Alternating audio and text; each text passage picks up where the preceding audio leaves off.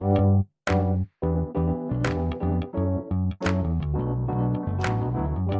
by Riverside.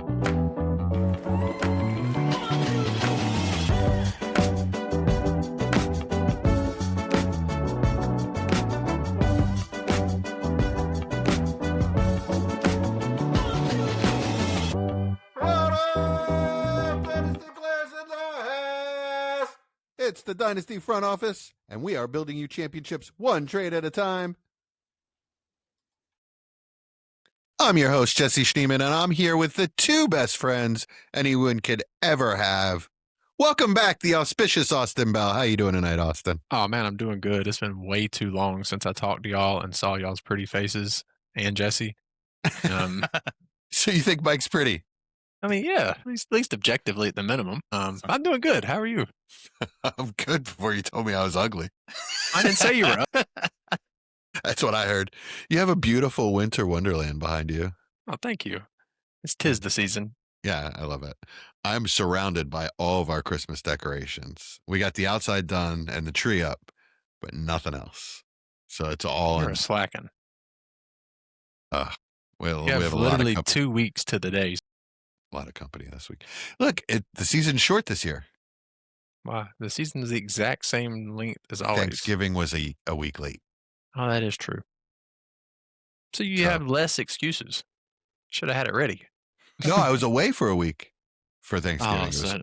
Okay. It was wonderful. I love my in-laws and their entire family. That's good. And Major Mike Casper, how you doing tonight, Mike? What's up, man? I finally put up outside lights on this house that we've now lived in for 2 years. This is third year. Nice. First time. Was really mad though. There are plugs that were built in because it's a new build. There are plugs built into the roof for that specific thing, and the plugs don't work. Yeah, it was super perfect. I was like, awesome. Warranty's up and all that too. So I'm like, awesome. Thanks, guys. Wow. But it's your fault is because you didn't do it the first 2 years. Is that what came to the family conclusion? Yeah, that's the understanding. Yeah. Did you put the lights on those hinged like flip down boards so you can just like flip them up when you're done and just flip them down when it's Christmas next year? Yep. You did? Nice. No. Yeah, he had Santa's elves help too. I wish I did. Good job, Clark. I wish I had those ones. No. She's a real beauty, Clark.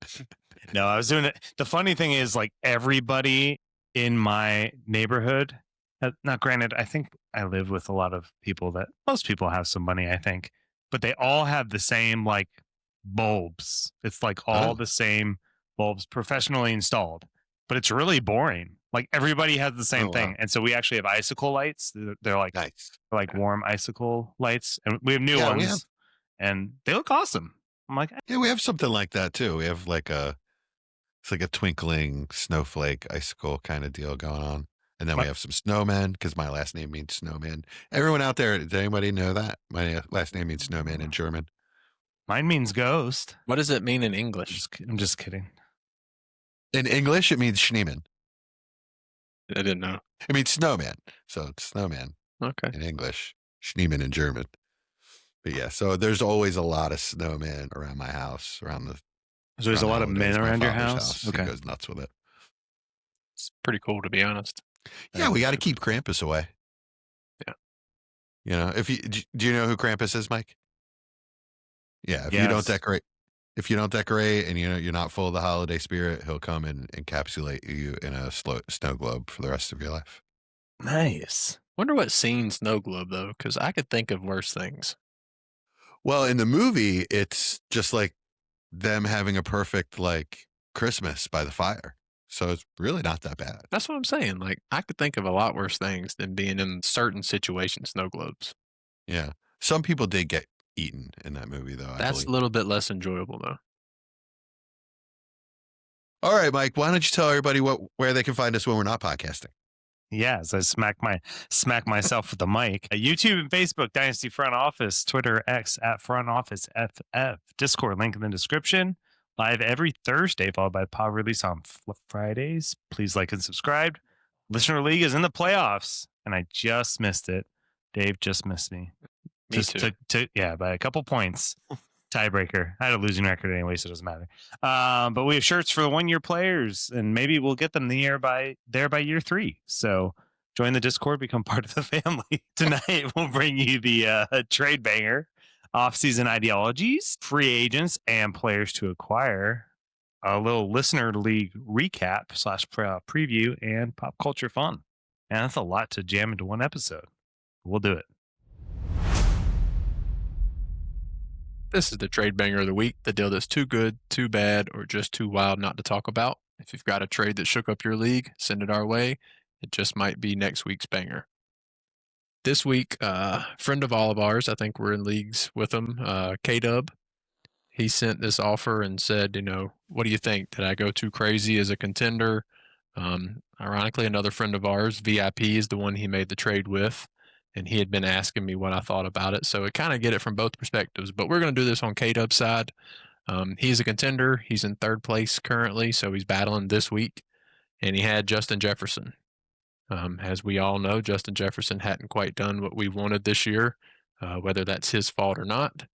But he wanted to get him a different receiver that was, hopefully the stud to go, but also not down tier too far away. So the trade is Sam Darnold, Justin Jefferson, and a late 26 fourth for Tyler Shuck, CeeDee Lamb, and what we now know is the 26 205. I guess in the basics, do we think it's a smart move to go from Jefferson to Lamb? And is the value difference good enough? I guess it would be Shuck and the 205 for Darnold. Jesse, what do you think? Well, Chad, you're asking me who won the trade? Not yet. Chad will hopefully be back next week. No, seriously. Do I think it's smart to go from Jefferson to Lamb right now? Yeah. I mean, Lamb's playing this week. Most like he's on track to play per Schefter. So, yeah, he's attuned to this season where Jefferson is not. Now, would I make the trade? That's a different story. But yeah, if you're asking me philosophically, would I go from Jefferson to Lamb? Yes, I am getting older, but it's still in an elite tier, so I'm okay with it if it helps me win. Okay.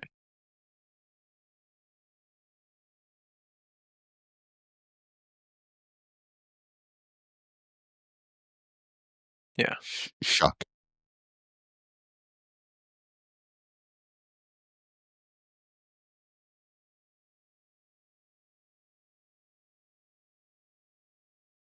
Yeah. That is something we discussed, and he has Purdy and Baker. So two guys you should feel good about starting weekly, at least for the rest of this season.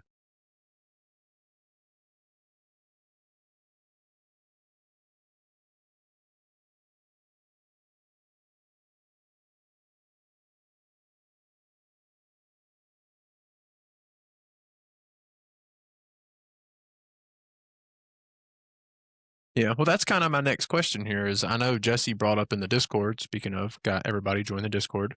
He sold a Shuck share this week for a 27 second and felt good getting a share off. And that's because he has so many shares. Yeah, I have a ton of shares. Yeah. We know that. In that particular league, I have a ton of draft capital, and I thought it just You didn't have to defend yourself, to, Jesse. I was just saying you sold him for a second. I just wanted to push capital forward to 28. That's all I'm saying. Or no, 27. I mean, I mean, what is Shuck worth? Because personally, I think he's worth considerably more than just a future second. Though I really like the 27 class. You just paid a 25 second for him, and he's shown to be at least better than some of the other rookies. I mean, he's looked better than Cam Ward. And we've spent a first on Cam Ward. So, I mean, I feel like he's got to be maybe not worth a first, but that borderline range at this point. All right. So coincidentally, Dallas came knocking on my door for Shuck in Listener League. Mm-hmm. Asked me what I wanted, and I told him more than I paid. I drafted him with the 209. So it has to be something better than that. His second this year is projected to be worse than that. Yeah. Actually, he's got to buy. He's got to buy, so it will be worse. At minimum, be that or worse.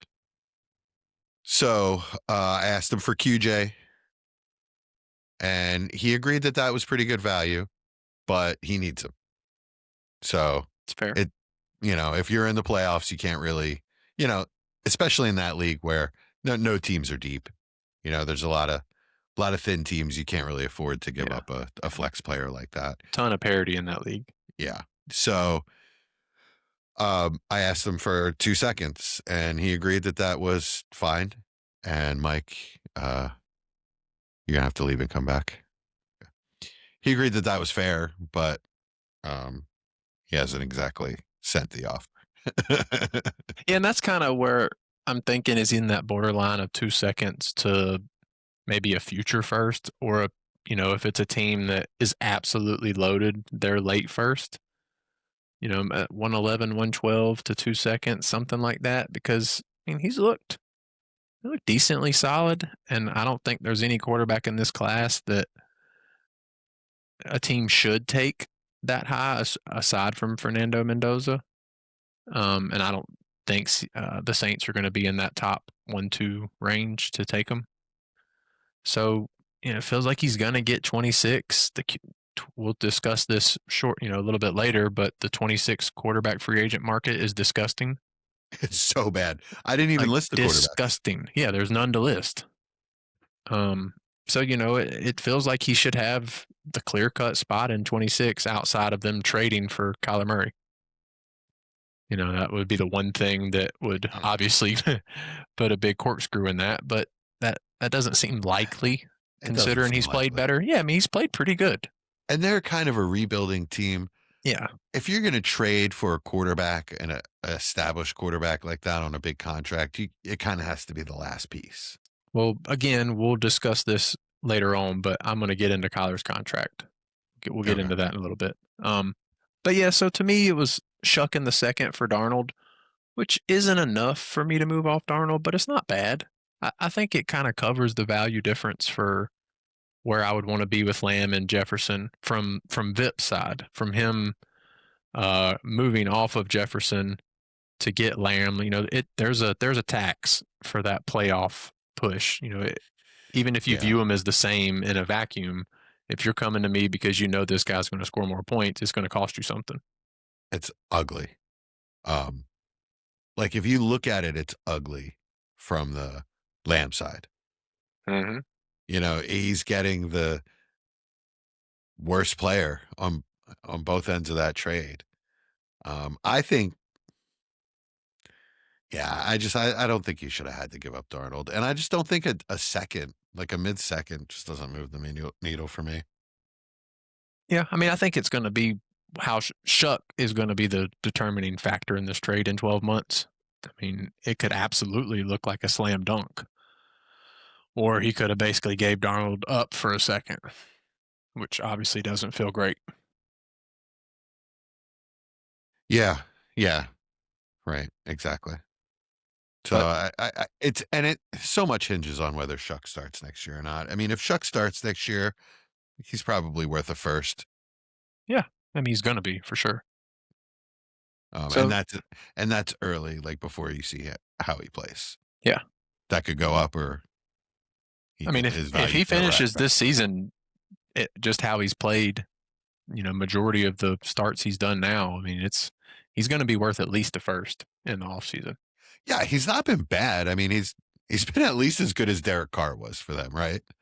Oh God, he's been better personally, but yeah. Well, with the rushing, sure. And he's flashed some really nice throws, some deep throws.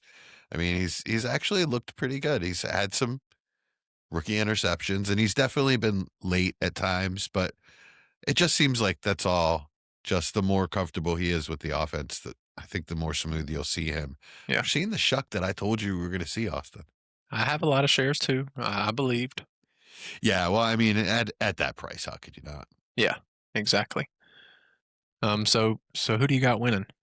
It sounds like it's pretty easy for you, but yeah, the Darnold Jefferson side is going to be so much better. Just even once this season is over, you don't even have to get into next season. Once this season is over, that side is going to carry more value.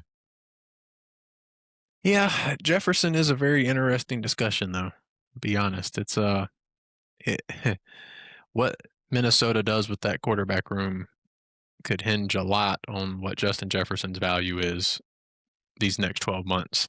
Because if they don't figure it out and he doesn't start getting targets and usage, he's going to be a 27-year-old receiver that's not performing, no matter how talented he is. If they don't figure it out, Kwesi's not going to have a job. For sure. You can't botch it this badly. Yeah, but that doesn't help Justin Jefferson or dynasty managers. Well, what I'm saying is he's going to be desperate. He's going to find something, whether it's the right something and it's going to help the team win or not, I don't know, but I think he'll at least get a competent quarterback in there that can feed the best wide receiver in the league. Yeah, I hope so. What about Kyler? I don't think he fits the offense at all, personally. He fits the offense either. What offense does he really fit? I actually think he does decently well with the Saints, with Kellen Moore. I actually kind of like that system for him pretty well.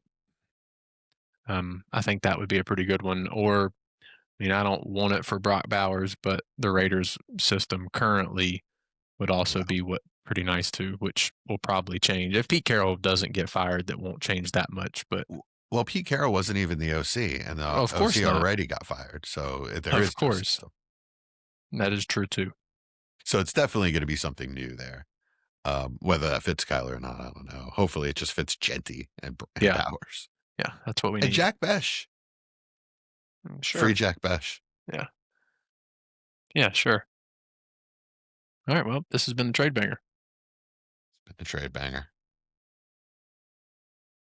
Oh, that's you, sir. All right, what do we got up next? We have some off-season ideologies. Well, Mike should be back at some point. Hopefully. All right, what do you got for me? It kind of goes with the discussion we had just in this trade. Is when you're not a contender, getting these guys that you believe in for the next year can be vital. When everyone, myself included, you start as a contender, you start thinking, is this guy going to help me win these next couple of weeks?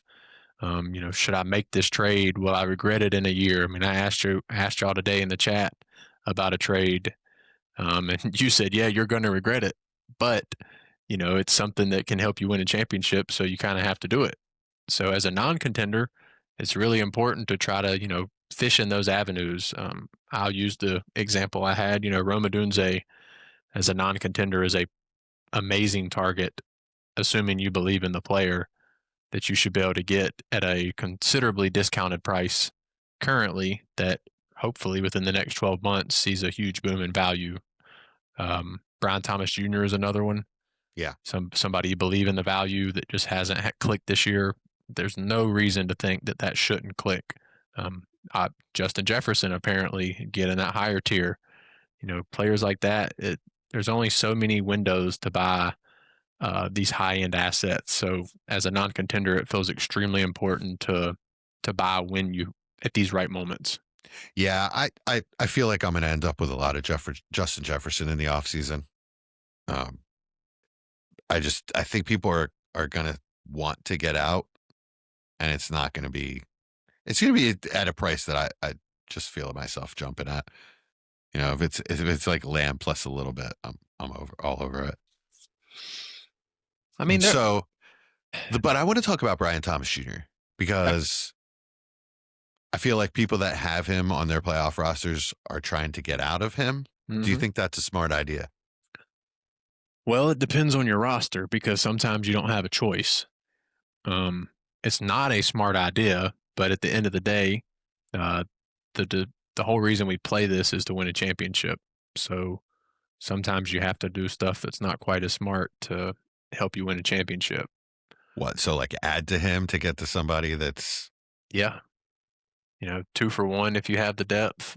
You going for those guys like Rashee Rice. Obviously, you wish London was healthy. That would be another great target to try to move up to. It sucks, but you try to see where Pickens is at this point. Mm-hmm. And that one's dangerous because you don't know what's going to happen for his offseason. But, as a contender, sometimes you have to. Jerry Sinclair sent me JMO straight up. Yeah, see, that just doesn't do it for me. It's a I mean, JMO could win you your playoffs. Like Yeah. he can win you your championship the way he's For been sure. playing. So it's not something that you have to automatically just say no. Like I had to ask the Discord about it. I mean, on face value, it's like, oh, all right. So I'm giving up a guy that has top 5 to 10 potential for Jameson Williams. Like, hey, Mike Casper's back. Jameson Williams has what? Top, what, 12 ceiling? 15? You think Yeah, he's but ever going to be a wide I think receiver one? I think he can be a wide receiver one. Can Yeah. be. In Detroit? Yeah. He's Yeah. re-up there? I mean, for currently, none of them can stay healthy long enough besides him, which who would have thought that? But, you know, Amon Ra didn't miss a game, did he? yeah, he missed a He back came half out of a game, correct, which got him a ton of usage. So, you know, I don't know. I mean, I do think a top 12 is his ceiling. I don't think he's ever in that wide receiver 5, 6, 7 in a season discussion. 6, 7. Ah, welcome back. Oh my God. You walked into that one. No, I don't have kids. I did I not. thought you did. I thought you did said that on normal cement. purpose. You were like 5, 6, 7. I was like, man, you keep going. No. So, Mike, does Brian Thomas Jr. still have top 5 potential? Sure. Are you holding on to him because of that? Yes, unless I was a contender and I really needed Well, that's someone what I'm who's saying. producing. Yeah. That's what I'm saying. If you're a contender and you need someone that's producing, would you trade him for JMO? I don't feel like JMO's enough. Hmm. I feel like there should be another flex piece in there at least or something. What about Olave? competing. I'd trade him for Olave. Really? You'd rather have Olave than JMO? Yeah. I would, yeah. Yeah. I think JMO has a better chance of helping you in the playoff with the I championship. mean, this year. Olave's been really good. Yeah, Olave's Yeah, been, he's the alpha really good. there. So Yeah, and the clear one. Yeah. Mm. Very clear. I would hate to do that from a dynasty standpoint. I don't want to trade him for Olave. I mean, I do like. I've always loved Olave, and now that he's in a really good system, like Kellen Moore's just a really, really good OC, and a quarterback that he drafted and seems to fit his system and seems to all be working out. So it's be a tough time to trade Olave away. But I mean, all right. So from a non-contender, would you do that? Would you trade Olave? Speculate Yes. on BTJ. Yes. You really think that upside is still there, Austin? Yeah, I mean, very few players, we've seen a couple, but very few players flash to that degree their rookie season and don't figure it out going forward. I mean, we have seen it. According to reception perception, it's 0. There are no players that flashed to that degree and didn't figure it out later. Yeah. I mean, Chase Claypool is the one that flashed significantly. I mean, 1,000 yards, 10 touchdowns his rookie season. And didn't. And same thing with Kelvin Benjamin, but that was for off the field issues, really for both of them, if we're going to be honest. But yeah, I mean, we don't know what's going on with Brian Thomas Jr., so we can't speculate that. But that's true. You know, assuming stuff's okay on the off the field. I mean, his catch rate's gone up significantly since that first month. He's back up to like 69%, which puts him right around league average. Yeah, and he's not being asked to do everything in the offense anymore. He's being asked to do what he does well: play X, win deep. Yeah, like I said, do the things that he does well. Not go over the middle and be afraid to get hit. Yeah, and the targets aren't being there is the scary part. Yeah. The guy that just came in to a new offense is out targeting him. That's not ideal. Jacoby Myers doing that already is not ideal. But you know, he's a veteran. He's a veteran that fits that role perfectly. Knows exactly how to run those routes. And he just seems to gel with Trevor immediately. That's probably luck that he just happens to run the routes the way Trevor likes them. Yeah, imagine if he ran good routes. Yeah, that'd be even better. Could you imagine that? Mike, did you Did you clear your cache before you came back? Of course I did, Jesse. Always. Nice. And it's still sucking, but here we are. Mike, Austin and I have been talking a lot. What do you got for me on this off-season ideologies? Off-season ideologies. So did you guys already discuss did you discuss your trade at all, Austin, that you presented to us today? Because I feel like it kind of... At the baseline, and that's kind of was Where it my came from. discussion. Yeah, Yeah. He didn't say what it was. I did not. So you can go ahead. Okay. Yeah. So, well, now I'm trying to remember what it was. All I know is it was to get Rashee Rice. It was I would acquire Rashee Rice and give up Rome Odunze and Mason Taylor. Yeah. And that's like the exact kind of win now kind of trade I would do. You know, obviously you've got to look at roster. The big thing for you if you're a playoff team, right, and you're competing is, okay, if I trade for this player, who am I taking out of my starting lineup for this player? Is it a significant enough like jump? Say like I don't know if you know off the top of your head who he'd be starting over, but say it's someone like Keenan Allen. Like, yeah, I'd much rather start a Rashee Rice over, say, someone like a Keenan Allen. And I feel like that definitely adds to your overall potential to maximize your roster in the playoffs. So I say that because I feel like I grind more during the playoffs than I do during the regular season. Like, we're just trying to make like microtransactions here and there. And, you know, you hit a point mid-season or 3/4 of the way through the season where you're like, I'm not a competitor anymore. And then you start looking at stuff. But now I'm looking at teams over and over and over again of, hey, what are some targets that I can have? Maybe not even for this week, but maybe even for next week. Like if I've got to buy, like I know that's the case for you, Austin. Like you're worried, but you're possibly worried about, hey, well, what if Rice, you know, gets injured this week, which is good and smart, I think, too. But I just hope that's as long as no one else is coming after that player, too, right? Like that's always my worry. I would hate to see Rice be traded to someone else, and you're like, oh, and then he just crushes. So that's one thing I said to him whenever I messaged and said, hey, I'm going to hold off a week because I'm on bye. I said, but please give me an opportunity before accepting another deal if Rice is involved. He said he will, assuming it's not an offer that he just literally can't say no to. Refuse. Yeah. Yeah, which I thought was fair and reasonable. And luckily, me and this person have had, you know, multiple trades done and have good communication. So I think that will happen. But yes, that was a huge worry coming into it. So I've kind of done the same thing with two other players on a much more acquirable level. And that's Brissett and Michael Wilson. So I would love to have those guys for the playoffs, but not this week. Not this week. They're playing the Texans, right? Exactly. No yeah, way. They're playing the Texans. So I'm not giving up a second for Michael Wilson, which is what he's worth. Yeah. I'm not giving up a second for Michael Wilson if he's not gonna produce this week, and then I'm gonna be eliminated. And I gave up my second for a guy that I don't know if I really want to give a second for Michael Wilson next year. No, I don't actually. So, and same with Brissett. Yeah.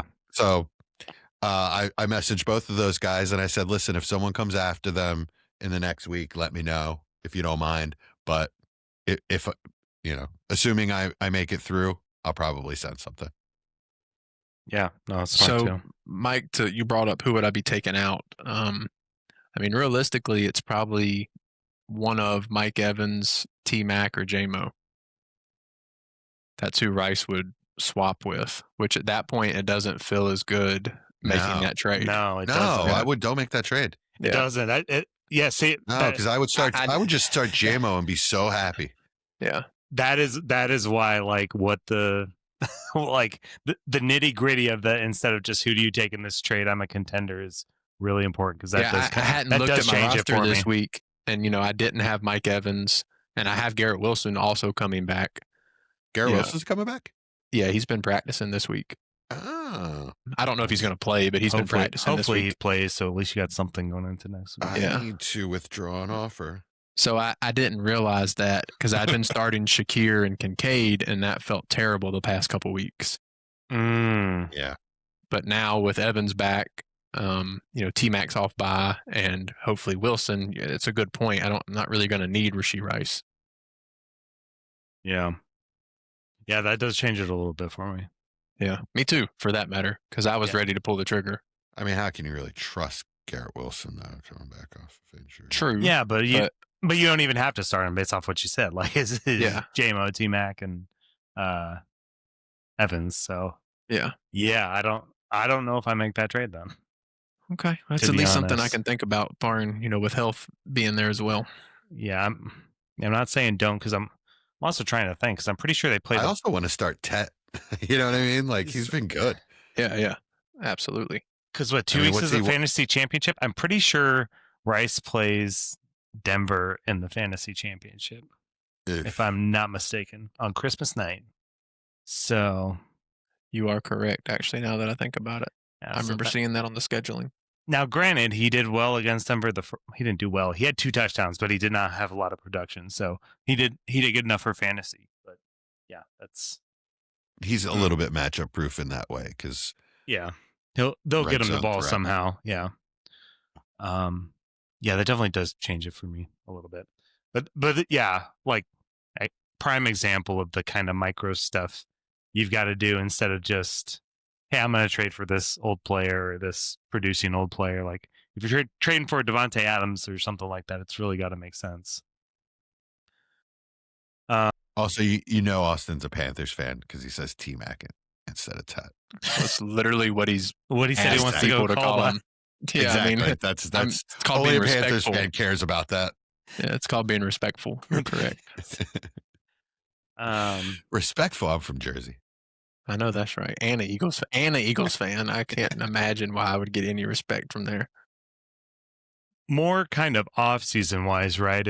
And I'll just say a plug. I don't know if this is time to transition into this, but off-season wise, everyone needs a break. So don't be pissed if in January you're sending out trade offers and they're not responding. Some people just they've been grind. Like I grind. I usually like to respond, right? But that's not everybody. So don't get offended if someone doesn't respond for like a week or two when the season's over. And then let's just put it out there. Everyone's probably going to be leaving a dynasty league or two. Just make sure you're leaving one better than I want to say than you got it, but in good condition where it doesn't make it a nightmare for the commish to get someone in.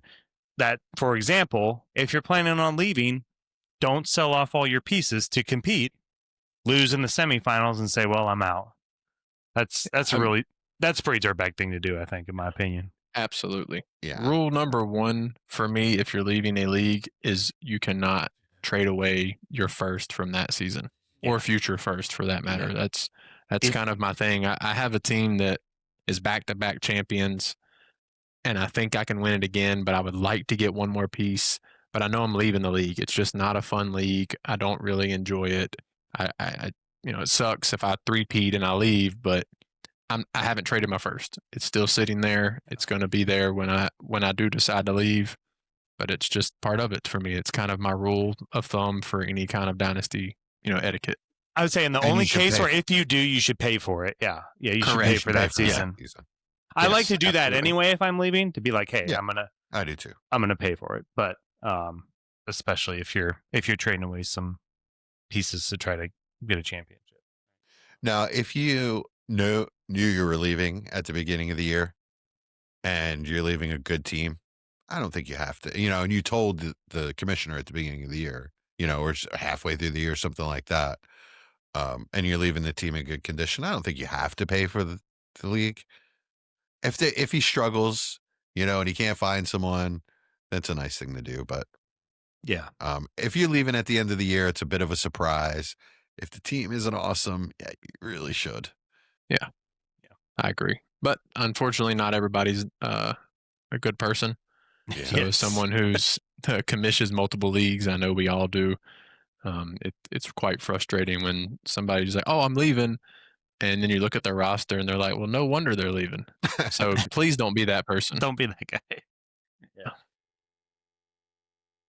I only did that one time, and it wasn't even a bad roster, and I did pay for the next season. It was a DWZ Patreon league. I just had traded Hurts for nothing, like his rookie year. And I just couldn't, when he became the starter and was good as an Eagles fan, I just couldn't have it be in a league that I did that. So I left. That's so wild. Um, Oh, okay. Another thing I'd say is just at some point during the season, especially well before the rookie draft, just looking at where your team is by position, kind of like, hey, where am I at quarterback? Where am I at wide receiver?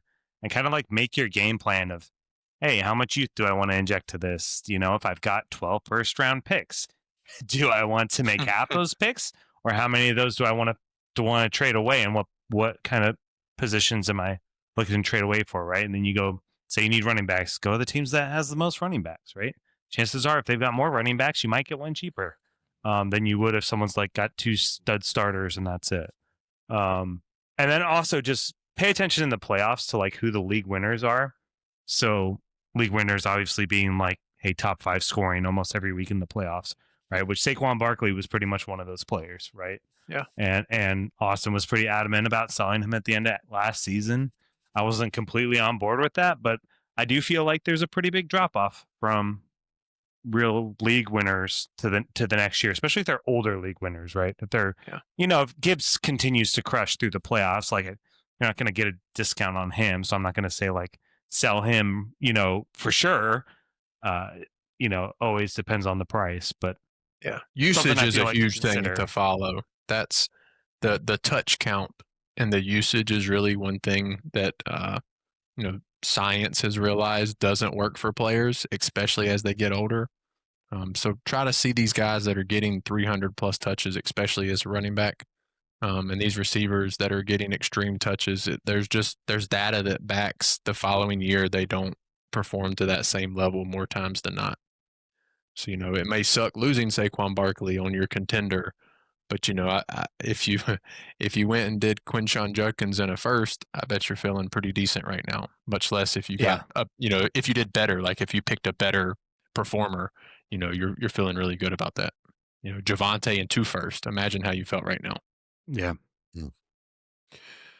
Yeah. So going back to the first, there's a lot of chatter about the 26 class not being great, not having 12 first round picks. I don't want to get into that now. We have plenty of time to do that and break all of that down.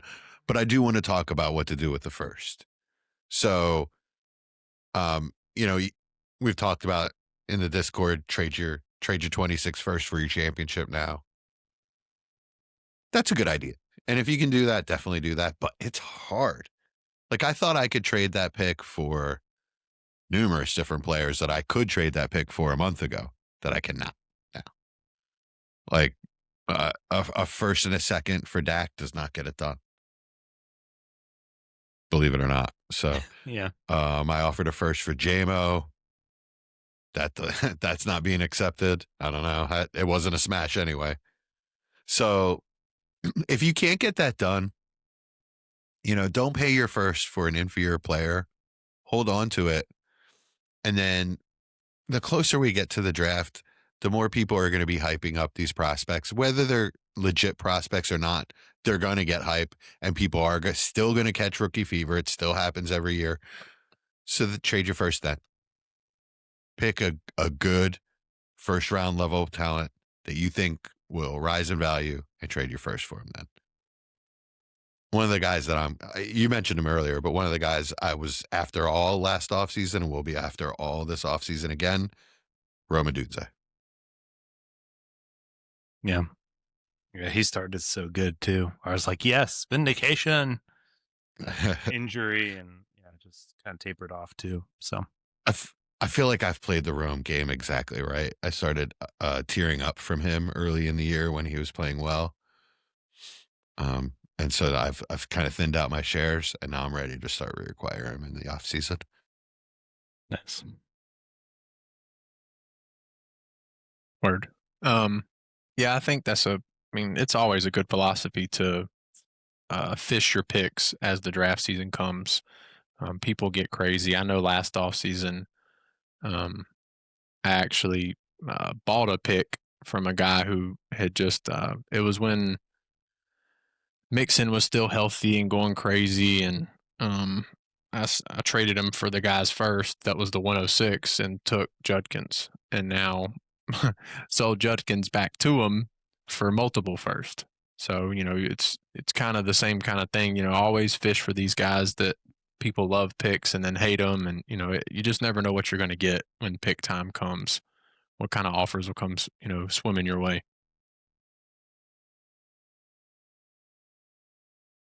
Cool. Anybody got anything else? Yeah, really, I like to speculate in the off season. Like I said, I like to find players that I think are gonna raise value. And stay tuned. We'll be with you all off season. I'll be letting you know who those guys are as we go through. But yeah, I like to find guys that I think are gonna perform better than what their value is now. Just guys that usually just depressed value guys. Mike just threw off his headset and walked out. He did not like what you said. No, he did not. All right. Yeah, that's really all I have. Yeah, I think that was a good basis on what to be doing over these next couple months. Yeah. Okay. Right on. All right, let's transition into something that kind of works with this. Some of these guys are guys that you should target.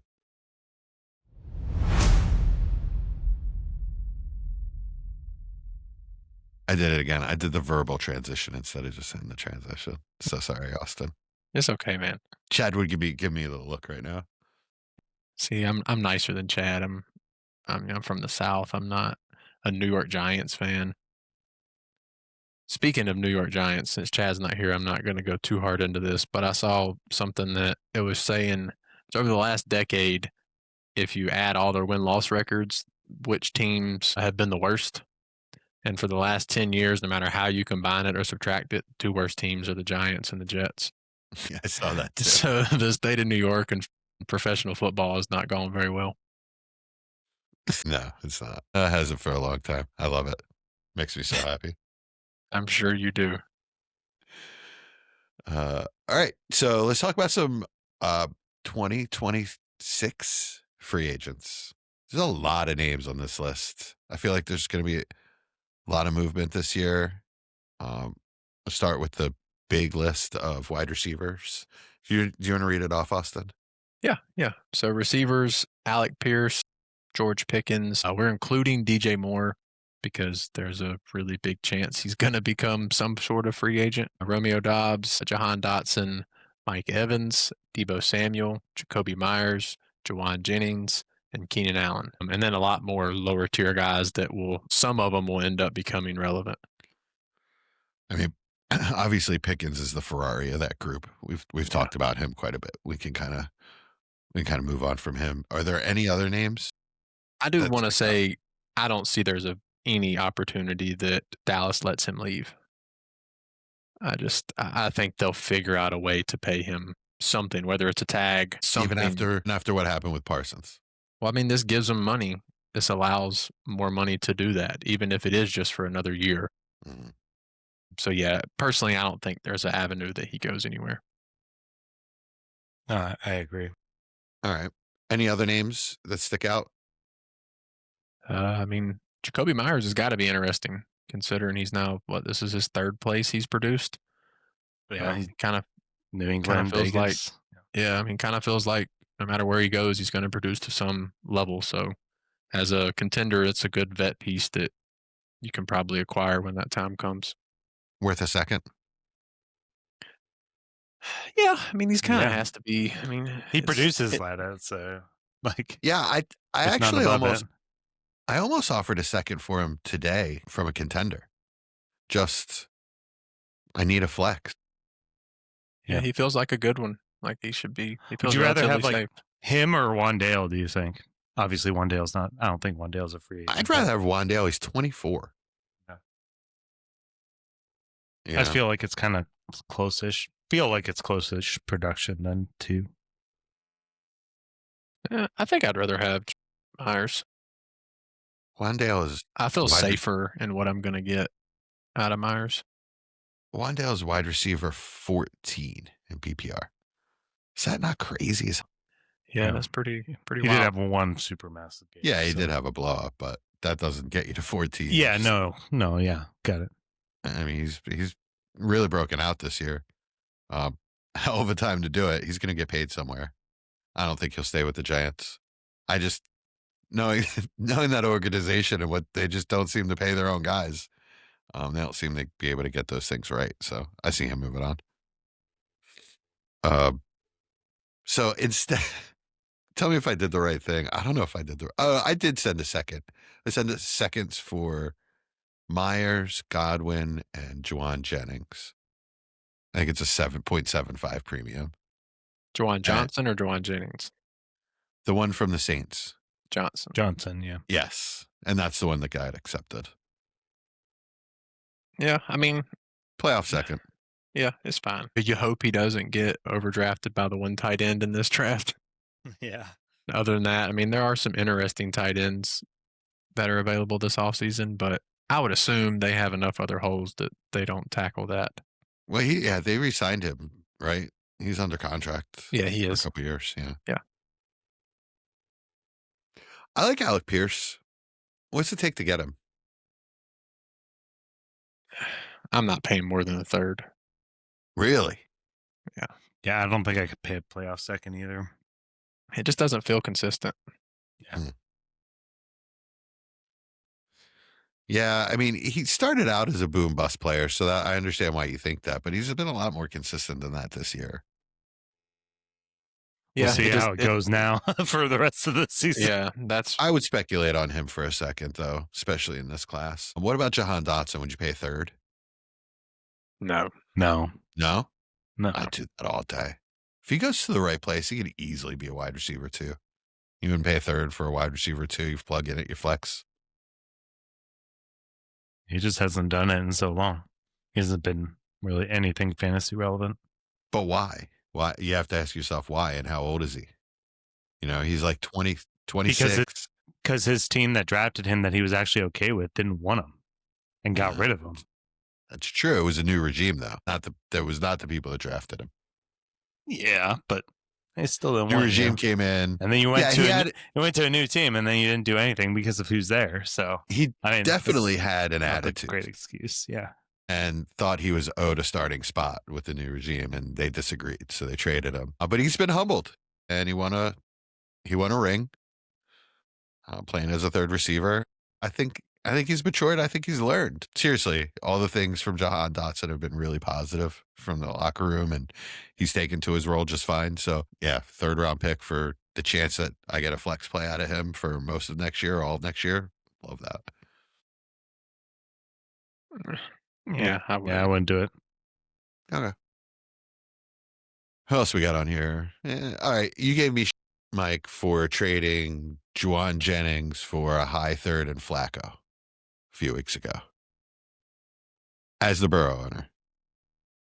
Yeah. I mean, Doesn't feel great, but is he really worth anything more than a second? He's worth a second. That's he's a worth big the difference second. between a third. I was gonna say, yeah, it's like A high third and Flacco. what you paid is like almost the difference of Jahan Dotson there, and I'd much rather have Juwan Jennings than Jahan Dotson. Like a backup quarterback that's not going to be on that for 3 more weeks or 4 more weeks or whatever it was at the time. Do I really want? I mean, Jahan Dotson's younger, right? If they're both free agents, you don't have the San Fran or the Philly bias. I think I'd rather have Jahan Dotson in a vacuum. Oh, yeah, no. Give me Jennings. He's obviously produced Okay. more the past 2 years than he had. Maybe it's my Penn State bias.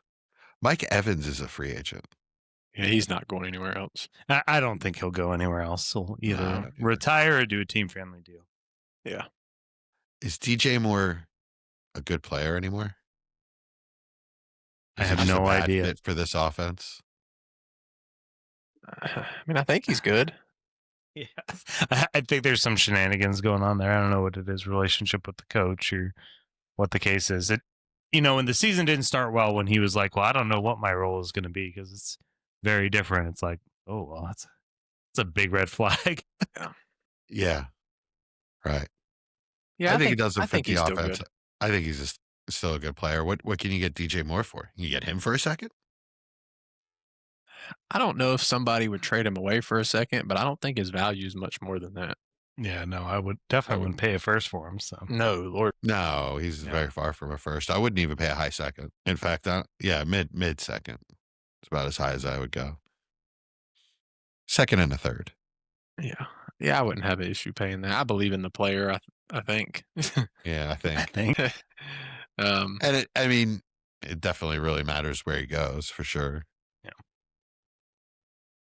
You know, yeah, I just feel like he's produced so well for so long. Like, what made him be bad all of a sudden? Mm. And maybe if he any of just these did guys, good. landing spot is everything. If any of these guys go to New England, their value skyrockets. Yeah, that's true. Yeah. All right, let's go to running back.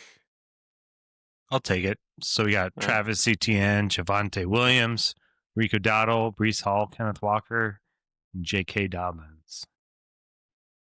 Kind of exciting list. Some names in there. I'm just so Yeah, for excited to sure. see where Brees Hall goes. Yeah, I want to see him escape. That's the crown jewel. Why he wasn't traded, I have no idea.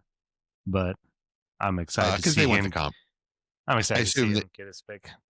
They probably weren't offered a pick that was better than the comp pick they'll get when he leaves. Yeah, which will likely be a third. Yeah, That's so likely what the comp pick they'll get. so they probably weren't offered that. That makes sense. Yeah, it does. Gosh, I'm surprised I'm surprised teams wouldn't have paid a third. I would have paid a third for Brees Hall. I think Kansas City's not going to make the playoffs because they didn't pay a Because third. they didn't. Yeah, which is wild. Yeah, that's to me. That's the big piece that offense is missing. Is Brees Hall. Absolutely. And as a Yeah, Broncos Brees Hall fan, I enough. hate it, but for fantasy, I'd love it. Yeah, it would be really something else to see him on that team. That'd be amazing. All right, Etienne. Is he second on that list for you guys or Javonte? It's ETN. I think 2 out of 3 years showing high end production. That's kind of what you want to see. I mean, at this point, I'd almost rather him stay there. Yeah. I know earlier in the season we thought he'd go, but I mean, I'm kind of fine with him staying. The production's been there. I'm not going to lie. All the other guys I'd kind of rather see stay. I don't necessarily need to see in a new home, except for Kenneth Walker. Like if he went to Dallas, if he went to Dallas and Javonte left or something like that, then I'd be like, ooh, that's interesting. As a Chuba lover, I really want to see Dowdle move on. Yeah. Yeah, I'm fine with Go that back, too. Go back to the Cowboys. Yeah, that'll never happen. Just listening to Rico talk about Dallas, I can promise that will never happen. Sure. He's like Amon Ra with the list of wide receivers drafted above him. He reads that every day still. Yeah, I feel pretty confident there's no chance in that one happening. I would love to see Kenneth Walker go somewhere where they know how to use him, or I don't know. The Saints would be really exciting. Weird. With Kamara going out. Yeah. The Saints would be a lot of fun. Could see that. Houston. Yeah. Yeah, man. I do kind of like Marks, though. I like how he's... Yeah, Marks has been pretty solid. He's been pretty solid. I think he's more of a second back, though. Yeah, I could see it. I don't think he's a lead back, and I don't think they see him that way. I mean, a lot of teams, to be honest, don't have lead backs anymore. Like just true workhorses. It's probably less than half the teams, I feel like. Okay, I just mean I don't think he's he's a starting back in the league. I just think he's a second back on any good offense. It seems like they got stuck with him in that position. They expected that Mixon. Yeah, which that really hurt me. You want to talk about something that really hurt my Dynasty season? What, Mixon? Yes, having Mixon on no teams really hurt all season. I had Mixon on no teams too. No. I'm saying like not being able to have him. I have 3 or 4 shares as a contender. Gotcha. And not being able to have him as a RB2, 3 flex, whatever. That was brutal. Gotcha. Yeah, I got out of my Mixon shares a while ago. All right, what else we got on this list? That's about it. I mean, Dobbins is toast, right? Was it an ACL? No, I think it wasn't as severe. I think it was ankle or something like that. Oh, ankle. Oh, Yeah. okay. Maybe. Yeah, it wasn't. I don't even know. Yeah, it wasn't a big season end. Like he might be back for the playoffs. Yeah. Oh, really? Yeah, it's not that severe. You think the Broncos will bring him back next year? I could see it. Yeah, if it's close to what it is this year, which I don't know why any team would offer him more based off he What do you got hurt think? again. How do you think? What do you think about the job that RJ Harvey's done since he left? I think he's been pretty great. Yeah. He looks good. I don't want him to be a workhorse. I hate to say it just because it's Sean Payton, but it is like Alvin Kamara-esque role. And I think it can grow, but he doesn't look bigger than him, doesn't drop a lot of balls. They're in the passing game. Like, he hasn't had big explosions, but also when he's like in the goal line, inside the 10, like, he gets it in there, receiving, Yeah, running. they use him a lot. He gets it. So they definitely don't shy away from him for some of the much lesser talented backs like McLaughlin and toilet Yeah, he's, sprayer, bidet, whatever. He leads the rookie running backs in RB1 games on the season. Yeah. He's got Oh, wow, 5. yeah. Judkins and Genty have 4. It's a lot of touchdowns that are propping him up. I don't think it's unwarranted with how he's looked. But he gets a Considering lot how of the offense has been hit or miss. he gets a lot of red zone touches. Which is what you want, right? So. Yeah, right. So if a guy scores a lot of touchdowns and it's fluky, that's one thing, but they're intentionally trying to score with him. So I don't think that doesn't seem fluky at all. Mm. All right. We'll do tight ends, and then I'll talk about quarterback a little bit more than just being putrid. But tight ends, we have Kelsey, Goddard, and Pitts. Yeah, Kelsey's going to join the Taylor Swift tour, so I don't think he'll be anywhere else. When Kelsey retires, have I said this to you guys before? When Kelsey retires, he is going to become like Obi-Wan in, what is that, Empire Strikes Back, when he dies. And he says to Darth Vader, or is that, no, it's the first one. When he says to Darth Vader, if you strike me down, I will become more powerful than you could ever imagine. That is going to be Kelsey. When he retires, we will not stop seeing him for 2 seconds at a time, ever. That is He true. will be everywhere all the time. I just want him to keep playing just so I don't have to deal with that. Like, I love Jason Kelsey, but I don't want to see him ever again. I'm so sick of him. I mean, unless he wants to come back and play center. Because we could use that. I mean, if Phillip Rivers can come back, Kelsey can always come back. That is just such a farce. They made themselves look like idiots with that. I'm so worried about what it'll look like, but maybe we should talk about the more interesting tight ends. Yeah, Pitts. Obviously. He might have just caught his 3rd touchdown. Oh, of the really? night. Yeah. He's smashing tonight. He's smashing tonight. So he might be the big sell for this God, offseason. it makes me feel like it makes me wish I didn't get my buy in Einstein's, because I'd have started him. I got him in Pokemon, so that makes me happy. He's my tight. Yeah, he's my tight end too. Yeah, of course. I didn't deserve to make the playoffs in that league either. But am I against you? I thought I was against someone else. Oh, yeah, it's me. I didn't deserve to make the playoffs, but I'll take it. I didn't know what would happen, but I mean, Pitts is definitely interesting. I assume if he produces to this level, he's not going anywhere, which is a little less exciting. But 42 points. Holy right, with London there, he doesn't produce like he. Yeah, this is really kind of a scam. Would you buy him? I mean, not after this week. Not after this week. Yeah, I wouldn't either. In the offseason, would you buy him? It depends on what he does, because if he keeps producing anywhere close to this level, his price is going to get too expensive. I would never pay a first ever again for Kyle Pitts. I mean, I think if you're at the point of needing a tight end, I don't know how many more avenues you're going to have outside of players like Pitts for that first price range, because you have the guys that are really expensive, and then you have guys that you don't want to play. So, I mean, a 24 going on 20, just turned 25-year-old tight end, there aren't many other guys worth that first. You're going to miss on Sadiq Bey most likely if you have a late first. Kenyon Sadiq, not the basketball player Sadiq Bey.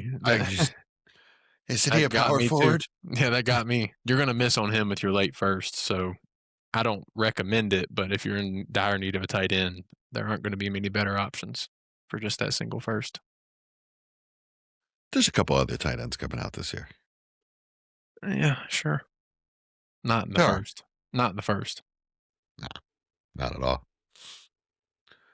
Um, Yeah, but you didn't have to draft a tight end in the first this year to get Harold Fannin or Rondé True. Gadsden. That's the exception, not the rule. Since we're on tight end real quick, this is just a question that has been burning a hole in my mind. I just wanted to ask you, Austin, Gadsden or Fannin?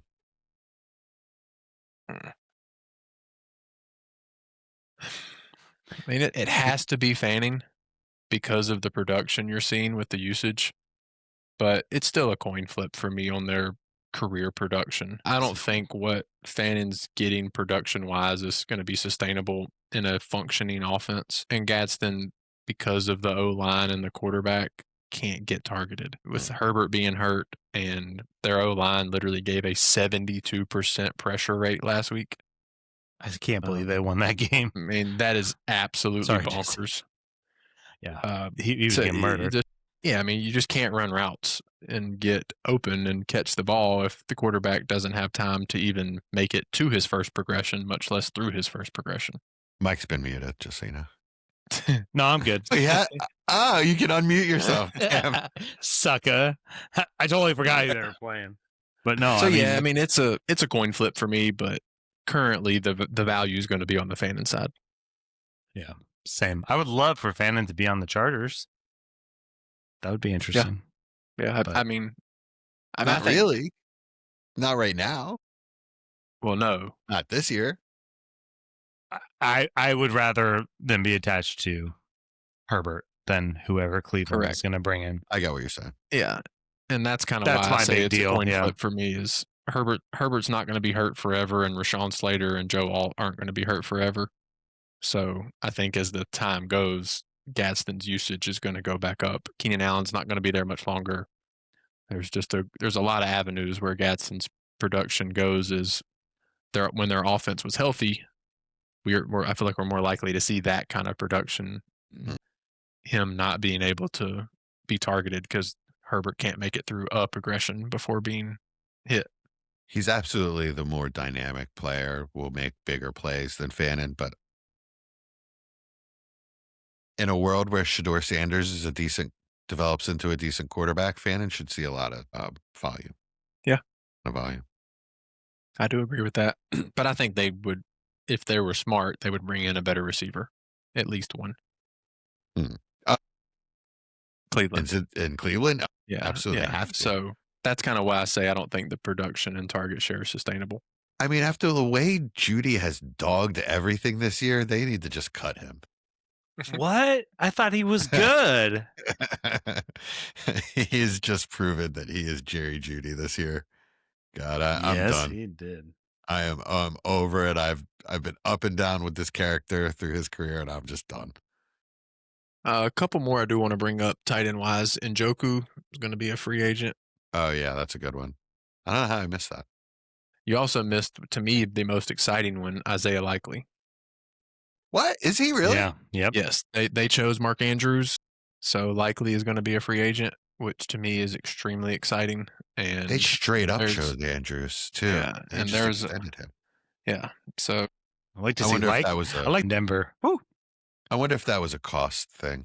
If Likely wanted too much. I mean, I they can't paid pretty. imagine that. They paid the sixth They paid highest. Andrews a lot. Yeah. He's the sixth highest paid tight end. All right, maybe they just If they don't. would have offered likely what Andrews got, I'm sure he Yeah. would have said yes. I would assume so. It doesn't 100% preclude them from bringing him back, though.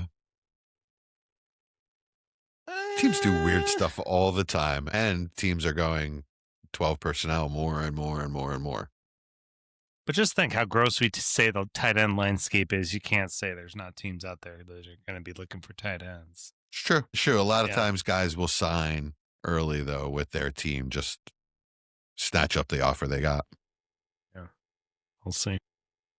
But yeah, he's a huge buy if people aren't paying attention. Likely he's going to have a pretty huge market this offseason. And I will tell you, I know you always bust my chops about this guy, but if Goddard goes to the right place, he's still an excellent tight end. Has not lost anything. He's a really good blocker, and he's an excellent receiver. They use him in the red zone. He gets a lot of yak. He uses him in red zone now. Gets a lot of yak. And like I said, if he goes to the right place, I mean, he's a serviceable tight end, no doubt. serviceable. Yeah. Points per game. They trade Master. AJ Brown. He might go back to Philly and be even better. Okay. Does that take us into the overtime? Yeah, we got anything else on any of that? No. Oh, yeah, quarterbacks.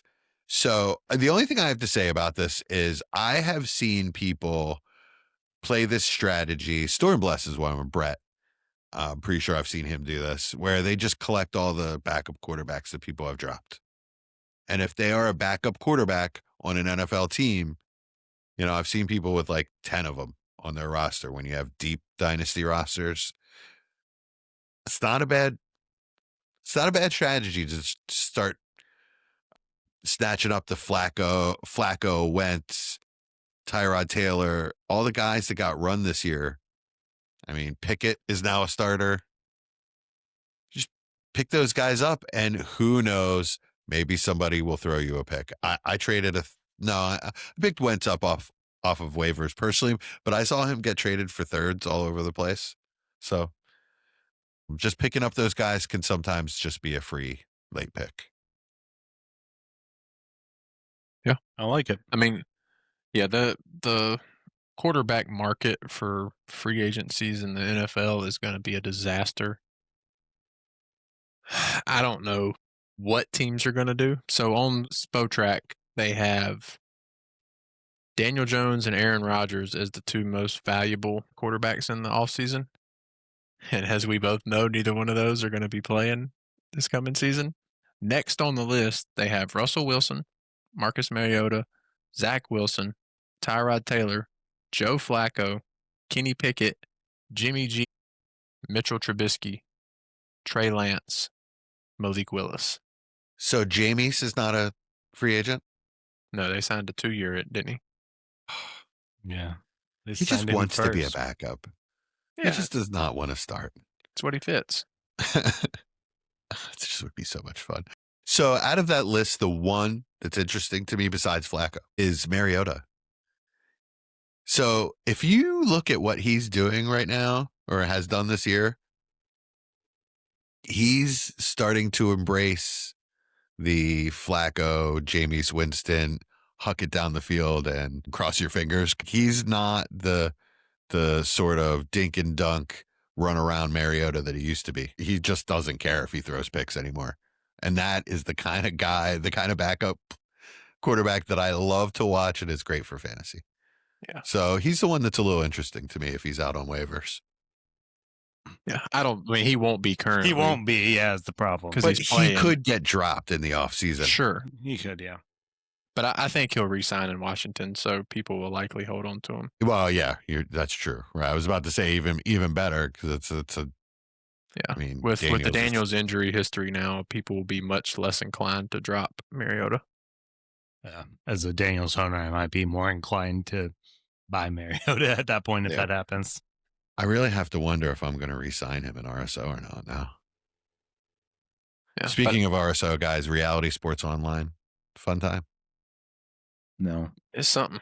I forgot to re-sign this season, so no. Oh, that's right. You guys forgot to use your extension. Yeah. But yeah, the NFL is going to be a really fun time with quarterbacks because, you know, at least 5 teams at least in the league don't have their quarterback situation handled. And as we just discussed, there are not 5 quarterbacks that a team can go in and say, hey, we're going to start you this year. There's Yeah. one. Is there in that list we just discussed? Oh, no, I mean in the draft. That's exactly my point. There's 0 in this list and there's 1 in the draft. And there's more than one team that needs a quarterback for 2026. Yeah.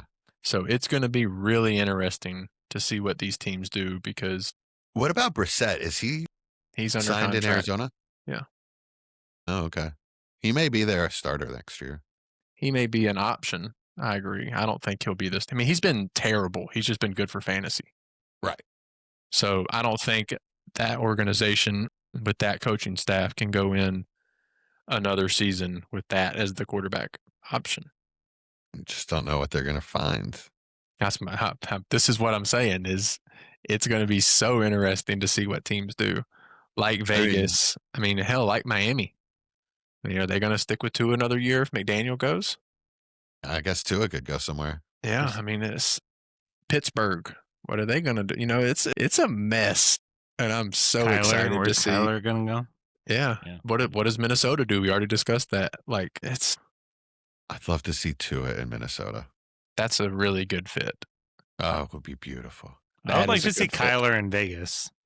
I don't know if it's a good fit, but I'd like to see it. So we're having connectivity issues. I said the Saints, depending on obviously what Shuck goes on, but I think Kellen Moore does fit really well with Kyler. I could see that too. So you guys know I'm high on Shuck and have been since I learned who he was. But I've just been waiting for him to be bad so I can call him Shuck. Oh, shucks. Shuck. Do you relate to him because he's an old man doing a Older, young yeah, man's he's job? old man. Uh-huh. That's Old what I man. Got a little wheels. Kind of has your hair. Yeah, kind of has my hair. Got a little Did you wheels just you say wouldn't little expect. wheels? Come on. Yeah, you he's don't all have no sneaky. wheels except on your car. I want to see He's all Jesse sneaky. run a 40. My fastest in my career was five flat. I was a catcher. So, yeah, I did. I had a college sports career. Oh, there you go. Intramural? Better No, I played. I'm just kidding. Well, back then everything was in black and white, so than me. Yeah. it was a lot easier. Well, that's when the intramural first started. So I That is played in the true. dead ball era, so before Babe Ruth. So there was only 2 or 3 home runs a year when we played. Oh, nice. That's when your parents had to stitch your clothing to play the games and stuff. The Well, yeah, I jerseys? used an oven mitt. Nice. I used my mom's oven mitt. Anything fun this week? You guys go anywhere? Do anything fun? Watch anything good? I started watching Gen V What's that? from The Boys, The World of the Boys, the Oh, is it a Amazon TV spinoff? show. Yeah, so there's 2 seasons. They just came out with the 2nd season, but the 4th season of The Boys is starting, I guess, and I guess season 2 in April or something like that. And season 2 of Gen V was apparently there's lots of connections with it going into season 4. So I was Was it really good? excited. Yeah. I was kind of binging it, and some of it's really wild, but you're also just like, whoa, that's kind of crazy. I mean, I So love The that's what the Boys. whole It's kind whole of show is. they've taken it a little too far. Like they should have probably ended it sooner, Yeah, but or at least exploded everything and started over. You know what I mean? yeah. But no, it was good. It was really good. Nice. So I enjoyed it. I mean, it was like, when was it the A Train ran through that dude's girlfriend? It was like was the 6 years first- ago. That was the first season, first episode. Yeah, Yeah, how long ago was that? That's a long time. almost I like mean, we Stranger should've- Things at this point. Yeah, we should have figured something out with Homelander by now. But yeah, Anything for you, Austin? Yeah, I'm assuming y'all know that Netflix bought out HBO and all that. So they put on a bunch of new TV shows, and the show The Staircase, it's about a family in Durham, North Carolina. Ironically, the guy got accused of killing his wife in a staircase, and Like- it's a like pushing her down it, or kind kind of a thing, or of Locking her under it? no, like making it look like she fell down the staircase, but in reality, he beat her head against the wall in the stairs. Hmm. Mhm. And it's about the case and then after, and it's pretty wild. It came I didn't know it came out in 2022, but it's pretty Yeah, crazy, and I know this one pretty well. yeah, it's pretty cool. He's a scumbag. Yeah. Not to spoil it for anybody, but if you're watching any of these shows, you should already know that the husband did it and he's a scumbag always. So my recommendation on how to stay off of one of these specials, one of these documentaries or Dateline or whatever, just smile normal. You know, don't be one of those people whose smile lights up a room, because they're always the first to go on Dateline. That is true. We saw the Nutcracker. So at the Hippodrome Oh, yeah. Theater in Baltimore, I was very down on it going in. My wife used her old trick of I'm going to see the Nutcracker in the city at 8:00 on a Saturday night. You can come or not.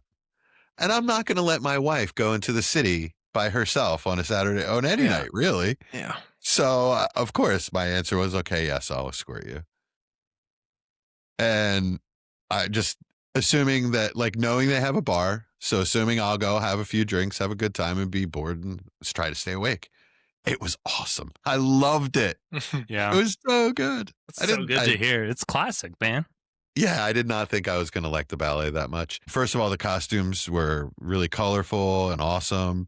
The set was beautiful. And the music, I recognized more of the music than I realized. A lot of it I know from cartoons. Yep. And just Christmas music, obviously. And really, these guys and women are tremendous athletes. I mean, we analyze athletes on this show. Yeah. Oh yeah. My wife is getting sick of me talking about like how good, like how amazing, like just some of the things that they can do, the strength and the control and the balance that they have that NFL players wish they could do. Oh, Like yeah. Jamar It's Chase, crazy. Chase wishes he could do some of the things that the lead in the Nutcracker could do. It was amazing. It was really cool. I loved it. I recommend it to anyone. That's awesome. Yeah. Gosh, look at you all cultured now, Jesse. All cultured in the ballet. And then we the other night we watched a Muppet Christmas special from 1987. Hey, that's when I was born. So good. Little infant Mikey was on there. No, but it was all of the Muppets. The Muppet Babies. There were all of the Fraggles and all of the Sesame Street guys showed up. So it was really nice. It was a really like wonderful holiday party at Fozzie's mom's house. Nice. Yeah. It's pretty cool. I recommend it. If you can find it, if you have one of those devices, VC box or something like that, just look it up. Really, really good. Nice. I guess that's all I got. That's all I got. That's all. I know we were going to do that. Ladies and gentlemen, It's been the front office. Peace. welcome to the front office. The lights are low, the boards are lit, and the Dynasty clock is ticking. From the heart of the startup draft to the championship throne, one crew rules the long game. Give it up for the undisputed architects of empire. Dynasty front office! Sick